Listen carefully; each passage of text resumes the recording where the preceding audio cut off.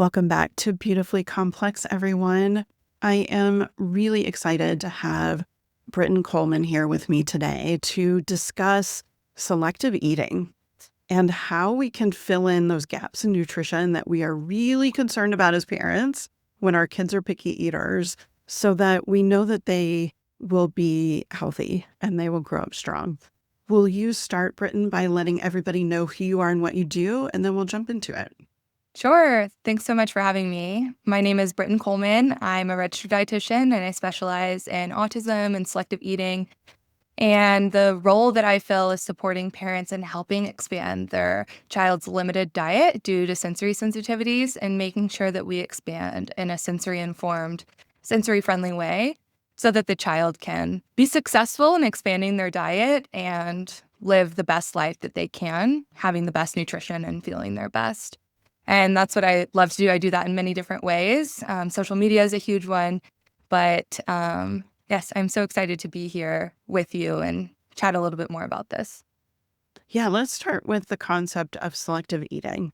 Can you tell everybody what that is and what it might look like in their home or their family?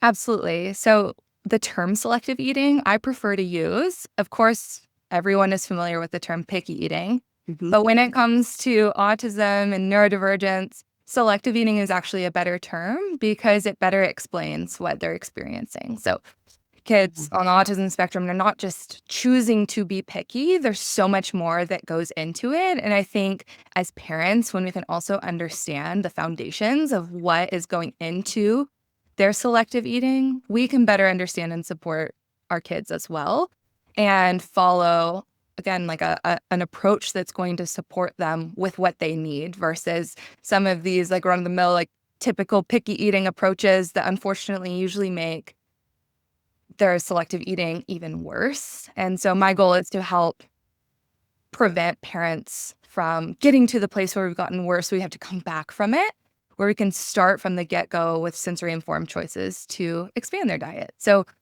when it comes to kids who are neurodivergent, we see a lot of sensory sensitivity, and eating is one of our most sensory-rich experiences. I mean, if you think anything that you eat, you smell, taste, touch, hear even, all of your senses are happening all at once. And so it's really easy for that to become really overstimulating because it's everything all at once, especially if it's something that's unexpected or something that is not within that child's sensory preferences. And food can absolutely be one of those big pieces. So we see actually up to 90% of kids on the spectrum have sensory processing challenges, which can translate into selective eating. And on top of that, we have gut issues. We have something called interoception, which is your body's ability to tell if it's hungry or full. We can see disconnects there. So kids not recognizing that they're hungry. We can see oral motor challenges that impact how a child can actually safely eat a food. There's so many different pieces that go into it. And I think unless you've kind of gone down this rabbit hole, it's almost, I mean, there's no guidebook for all of this, you know? And Yeah, so of trying to course. understand all of the pieces and how they fit together and the right approaches that can support a child who's experiencing those things makes such a huge difference. And so that's where I come from when it comes to selective eating and coaching parents on how to expand their child's diet. And you're helping us kind of reframe from this is a choice, this is being picky, to there are things going on underneath this behavior that you're seeing on the surface that you have fear around, let's say, right, as a parent. Absolutely. And you've given us like some of those reasons, but can you tell us first, like, why does it backfire when we do try to sort of force compliance? I mean, I think that's the most traditional way, or we try to bribe kids to eat. If you eat the broccoli, then you can have ice cream and those sort of things, right? Or are those traditional ideas that have been floating for such a long time. Why does that actually make things worse? I love that you asked this. And I was just listening to one of your podcast episodes, actually, where it talks about how pressure is not motivating, it's Yes. dysregulating. And that is such a perfect, like, a perfect example with eating too, because the more pressure we put around food, and especially let's say a child doesn't feel safe eating a food, whether that's from a sensory experience or an oral motor perspective, they can't safely chew steak and eat it because it takes a lot of muscles to eat, just an example. The more pressure we put on them, we're not going to have more success. This also happens with some of these typical picky eating approaches where I hear parents say, well, they're just manipulating you, which like hard stop on that, huge red flag. Because as I explained before, there's so much that goes into it that we're not talking manipulation here at all. We're talking about all of these deeper pieces that we are trying to understand. And one of the most common advice I see that just kills me is when parents are told to just stop feeding their child their safe foods or their preferred foods, and that they just stop feeding them those, that they eventually will get hungry enough that they're going to try something else and they'll expand their diet and it'll just magically open up. And the problem is, I don't like this approach, first of all, for any child. But the problem is that sensory sensitivities don't go away with hunger. In fact, they usually get worse. The more overstimulated, the more hangry, the more imbalanced our blood sugar becomes.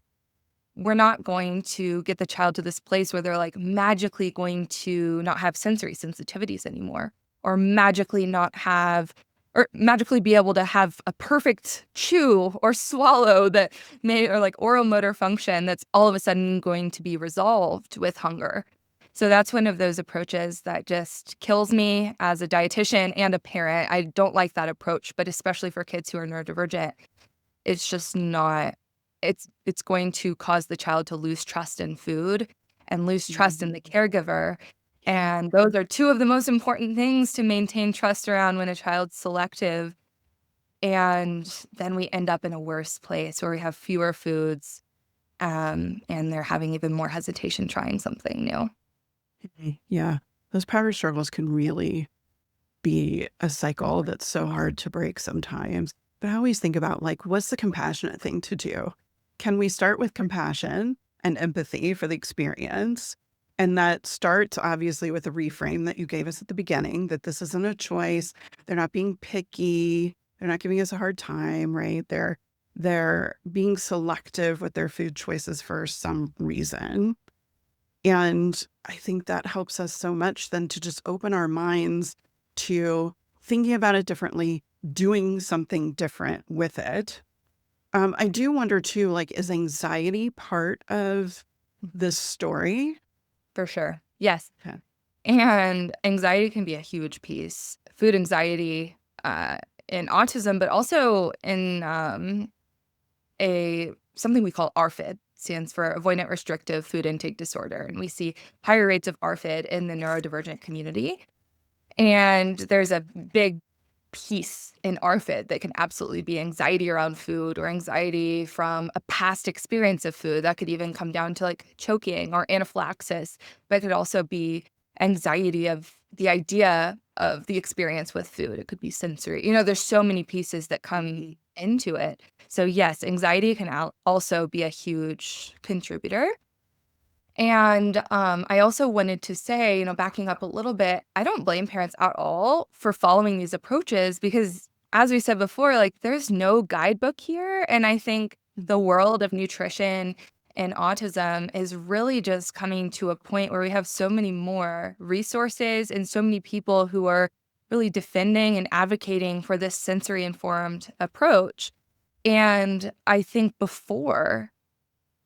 still, we have doctors or other practitioners who are giving this really outdated advice. And so I don't blame parents at all for following that, especially when you're coming from a place of like, oh my God, my child eats 2 foods or 5 foods, even 10 foods. I mean, it's scary. And so you kind of do anything you can and just like Hail Mary, like, can we get them to try new things? So it's like coming from a place of compassion for the kids 1,000% and helping understand. And then I also come from a place of like compassion for parents who are like trying their hardest and nothing's working and feeling like they have to try one of these approaches because they're not getting the right support from their current healthcare team. You can only do what you know to do, right? Exactly. When you know better, you do better, but you have to get to that point where you run across somebody who actually gives you a different type of advice around it. Mhm. Can we talk a little bit more about the parent experience and the parent fear that I think is really what drives this, right? This drives the stress that parents experience when their kids are selective eaters because we worry so much about their health and nutrition and what it would mean for them if forevermore they only eat like, chicken nuggets and spaghetti, right? Then what does that mean for them long term? Because as parents, we are great future casters and we get really worried about the future. And so we know that's like the place that this is coming from. What do we need to start thinking about differently to sort of not have just the fear drive us? Oh, I have so many thoughts. So I think first I'll start with it's normal to have fear around that because if your child only has a couple of foods, the thought of losing one of those foods is so stressful Mm. because you're like, we have three, what if we get to two? And if we have two, what if we get to one? And so you start to get into this cycle and it's really scary. And so I think, having the resources to get to the right support for that, which I will absolutely share more about what you can do in those scenarios. But also, as a parent, having that fear at mealtime, kids do co regulate. And it's so much Mhm. easier said than done of me just saying, just don't be scared at mealtime. Just act confident and act like everything's okay. It's like, as a parent who's incredibly worried if your child is going to get the nutrients that they need, of course we're stressed at mealtime. Kids do pick up on it too. And, they can feel that. And so a lot of times I'll talk parents through ways that we can regulate ourselves to show up for our kids at mealtime to potentially reduce some mealtime stress. Now, this is like a part of it, right? I'm not here Yeah. to say that because you're so stressed out, their diet is limited, not at all. But I'm talking about for us to have more success and continue moving that needle forward, it really helps if we have a regulated parent coming to the table to help a dysregulated child become more regulated. Because Mhm. the problem with feeling dysregulated at mealtime, it's like your sensory threshold has already been met. Now we're trying to chew, taste, swallow, like do all of these really heavy sensory experiences that sometimes a kid is just like, I am so tapped out that eating, I can push that off on the back burner right now because I'm so dysregulated. And so, or they'll stick to a Absolutely. very select number of foods that are feeling really regulatory to the child. And so, oftentimes that's the first place I start before we even start introducing new foods. What's our mealtime routine? What does mealtime look like? Understanding your child's sensory needs around food and what feels regulating to them, and helping your child get in a more regulated state. Of course, bringing in OTs and um, you know speech therapists and other people who can support that regulation for kids and pulling in all this therapy together to help get them at mealtime in a more successful place to then eat more or expand their diet when they're not so dysregulated. So let's talk about that now. Let's talk about what do we do? Mhm. We're trying to reframe, we're trying to pull back the stress and the fear a little bit, right? So that we're not giving it to our kids at mealtime. We want to take the pressure off. What else can we do to improve either the situation around their eating or to improve the nutrients that they're getting? Yeah. So from a mealtime experience, one thing I really like to do in the very beginning is write down all of your child's favorite foods, the foods they will eat very consistently. And let's break that down into sensory experience. Like, I love charts and graphs. So if we can have a little chart that can show, okay, texture is in one column, color is in another column, temperature is in another, and we can figure out, I really encourage parents to write this down because you can start to see some of the trends. Like, oh, Yeah. my child really likes room temperature, beige, and crunchy foods. That helps inform us from the foods that your child is already eating, what feels comfortable and regulatory to them. Let's start there. let's find some other foods that match that sensory profile or are pretty similar and kind of make our way toward new foods that can help kids gain confidence in a way that is regulating to the child. So that's one of my top places to start. And there's so much more that goes into it on like how to introduce the foods, but that's a great place to get going. The other thing that I say, all of this takes a long time. This is a process, not just overnight that it happens. And as a parent, you want it to happen overnight. And you want, or even the next week, like we've tried 2 new foods, 3 new foods, and it does just take time. And so one of the things that I really like parents to do while they're working on expanding their child's diet and implementing all of these really great sensory-informed approaches is to get a really high-quality supplement on board so that their child can be meeting a lot more of their nutrient needs now while we work on it. So I think filling some of those gaps can be really foundational for kids. And also, I mean, getting more nutrients into your body can help you feel yourself. I mean, I've been deficient in iron before and I didn't know it until I started taking iron. I was like, oh my gosh, I was so fatigued. And so helping kids get the nutrients that they need sooner while we work on expanding the diet is such an important thing. And I work with all of my clients to do that in a very like a specific manner so that we can make sure that we're doing the right thing while it takes time to improve their nutrition status. Can you tell us like one good little nugget, one little tip of like starting to try to introduce other things?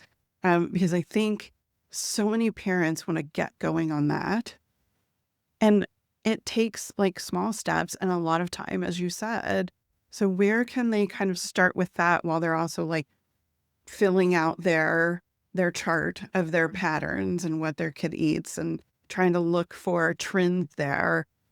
Is there something else they can do during dinner time that might be helpful? I think one of the best things they can do is let go of the idea that eating a food is the only win. Because I think when we set our win at eating, we lose all of the little wins that happen along the way. Like a child having a food on their plate for the first time and they didn't melt down, or smelling it for the first time and some kids will gag, this extreme sensory experience. And they smelled it and they put it away. They weren't ready for it. And we continued on with mealtime. Like there are so many little tidbits that if we set our goal to just eating, we miss everything else. And the thing when it comes to sensory sensitivity and sensory overwhelm is that we don't start at eating a food. We have to break it down. And so oftentimes just the idea of a food can be helpful to start with. Having it on the table across the room, watching it on TV, participating in preparing it and having no pressure. They don't have to eat it. That's not the thing at all. They get to chop or throw it in the blender or do whatever, toss it in the trash even, something that feels safe to the child. I encourage parents to start there and focus on those little wins because that also really leads up to those really big wins happening later on. It's also really hard to keep going as a parent when you feel so defeated. You're like, oh, they didn't eat it again. But they actually did something really cool and new at mealtime, but we weren't watching for it. And we didn't get to celebrate that and get to see like we are making progress, just not necessarily the way that our brain is thinking progress. So really backing up, like, where is your kid now? And then backing up to something that is doable. I think, I talk so much about the fact that our kids need successes to keep trying.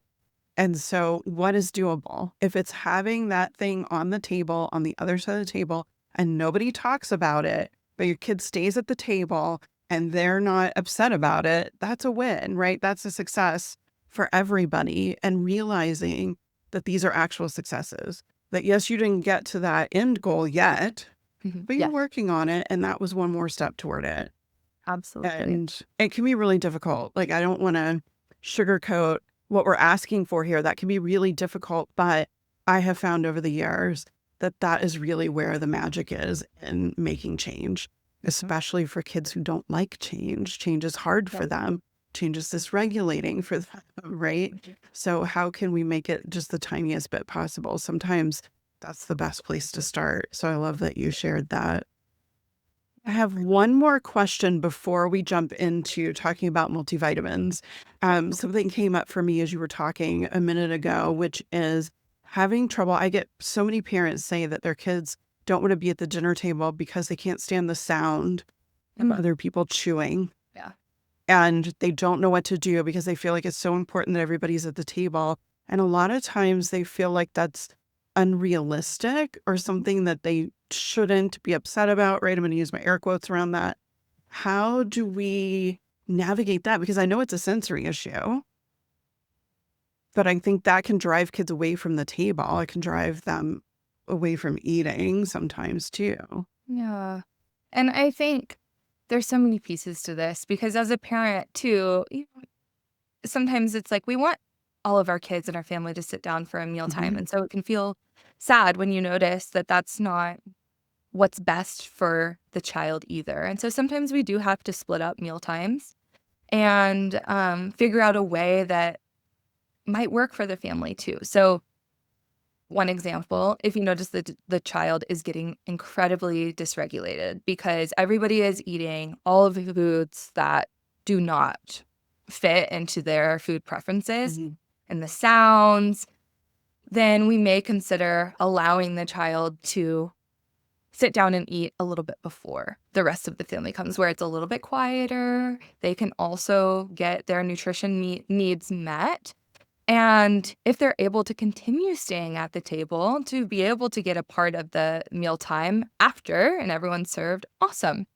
But we also have to think of the child's needs and their regulation too. And so at the end of the day, if that comes down to we're needing a separate mealtime to make sure that your child feels nourished and fed, sometimes that's one of those pieces as a parent that is hard to, what is the term? Kind of let go of and realize that it doesn't have to be that you let go of this forever. It might just be a right now situation. And what else can we do as a family that is a great experience for the entire family? Could it be, even let's say that the child enjoys arts and crafts. Could we all meet at the table and participate in a non-food activity to be able to have some time as a family?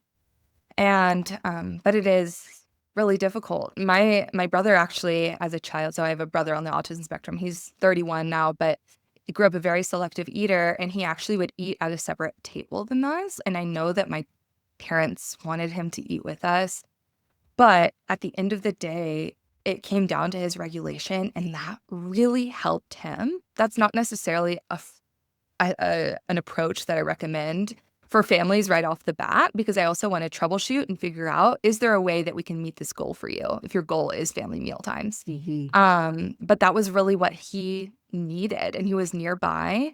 This is when he was very young, and was able to be a part of the family mealtime, but it looked a lot different than what it looked for my friends' families too.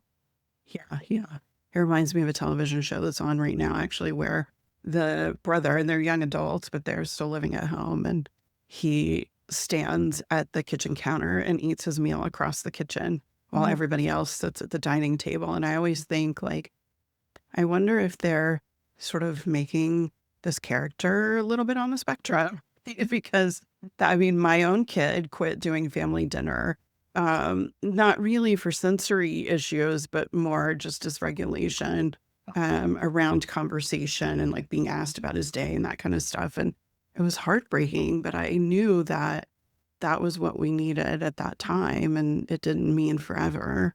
So I'm glad that you're kind of giving everyone permission, right? And to think about, what is your goal for family dinner? Is it really that everybody eats together, or is it that you have some family time? Because you can get family time in other ways. And that's a really, really exceptional perspective for families who are struggling around mealtime. So you have co-founded a new multivitamin called Best Part, right? That's coming out soon. Yeah. Why did you decide to go down this path? It couldn't have been easy. It has to be so much work to do this. What really inspired you to make this happen? So I started Best Part because I found that there was this huge gap between the supplements that I was recommending for kids on the autism spectrum who were selective eaters. So we had half of the supplements that were in these really high doses. So we were like mega dosing kids. So I was honestly calling them just like expensive pee because they really just excrete a lot of those water soluble B vitamins that they don't need. And they also taste horrible. And then you have the other side where we do have some vitamins that are tasteless, but they have such little nutrition support that they really aren't making an impact. And so I never had this happy medium to recommend to my clients. It just didn't exist. And so I finally decided to create Best Part along with Harkla and create this supplement that filled that middle need for parents, something that was sensory friendly, that kids with sensory sensitivities who were selective eaters could actually take consistently, but then also had the nutrients that they could safely take daily in very intentional dosing that would help them get the nutrients that they need. And I was very particular about which nutrients we put in and how much we were putting in too, making sure that it makes an impact, but we're not using megadose levels. We're using levels that the body really needs and in the forms that the body can best absorb and be the most efficient. So we see that when it comes to certain nutrients, you can have different levels of what's called bioavailability. And that's basically how well your body absorbs it when you take it. And most of the supplements that you would go grab at Walmart or Target are going to be some of the cheapest, like least active in the body. And so what we're doing is using the bioavailable forms so that the child can absorb it and be more efficient with the nutrient. We also see there are genetic components too, like the MTHFR gene that can impact can impact how well a child can actually absorb those nutrients. So all of our B vitamins are methylated, and we use methylfolate as well. We will not use folic acid in one of our products, and we intentionally use these methylated forms so that kids can absorb them easier and be more efficient with that process as well. So that's one of our non-negotiables. So I'm really curious about the form of your multivitamins because we've talked about sensory sensitivities and texture sensitivities. And so in my mind, I'm like, is this going to be a gummy or a liquid or what? Or are there different options maybe for different kids? Yeah, we went with a powder, and we were very, very intentional about having a powder. The reason why, because I have had people ask me, well, why is it not a gummy or a chewable or, anything else? So the powder, you can be so versatile with a powder. And the idea behind Best Part is to be able to have a sensory-friendly line to be able to meet the child where they're at and not the other way around. So a gummy only resonates with a certain sensory preference. And not only that, you can only get a certain amount of nutrients into a gummy before you start having to take like 8, 10, 12 gummies to really get the right nutrition. And so by keeping this a flavorless powder, we do have a flavored option, which is an organic mixed berry flavor, which is so good. We have the unflavored option, and then we can facilitate parents on how to find a way that's going to meet their child's nutrition needs. So what's different about us is not only are you getting a really high quality supplement that's created specifically for children with sensory sensitivities, but there's also so much education happening and support to help make sure that your child is successful with it. So taking, my decade of working with kids and lifetime with my brother, who was an incredibly selective eater and supplements absolutely made a huge impact for him to help him get the nutrients that he needed when he had a very selective diet. Supporting families and how to do that and a creative way that it's going to work for their child. So we do have a huge guide to support families through that. But on top of that, we give so much support to the families that will be a part of Best Part as well. It's awesome. I love what you're doing and that you're trying to fill in some of the gaps for our families and really meet some needs that are heavy on parents' minds and hearts. And I appreciate that so much. And I think you have a special offer for people listening, right, for Best Part. Do you want to share that? Yeah, absolutely. Yeah, for your listeners, they can get 10% off their first order by using the code COMPLEX. And we can also share a link with you, Penny, to put in your show notes if it's helpful for families. And you all can follow us at Best Part Kids on Instagram or any social media and learn more about the supplements. And by the time that this launches, we should be live, which is really exciting. Yay. So Yeah. you can always go to bestpartkids.com to learn more about Best Part and order the unflavored or the mixed berry option. And we have a lot of exciting things coming too. We have this multivitamin that's coming, but in the process, we're also in the process of nailing down the perfect iron that is flavorless and tasteless, which has actually been harder than the multivitamin, as well as a daily sleep supplement. I mean, we have so much on deck that we're already working on before this has even gone live. So we're really excited to be able to, fill this gap to support families and helping their kids get the right nutrition and helping parents get back to the best part of parenting. I'm going to link up everything that Brittyn just talked about in the show notes at parentingadhdandautism.com. So you'll have the discount code, the website, the Instagram for Best Part, as well as Brittyn's Instagram, which is full of wonderful information and tips for you as well. And I hope that you'll check it out. I really appreciate you being here and sharing some of your time and wisdom and what you have on deck, and your passion comes through. And I know that it's going to help many of the families who are listening. Thank you so much, Penny. Thanks for having me. Of course. I will see everybody next time. Take good care.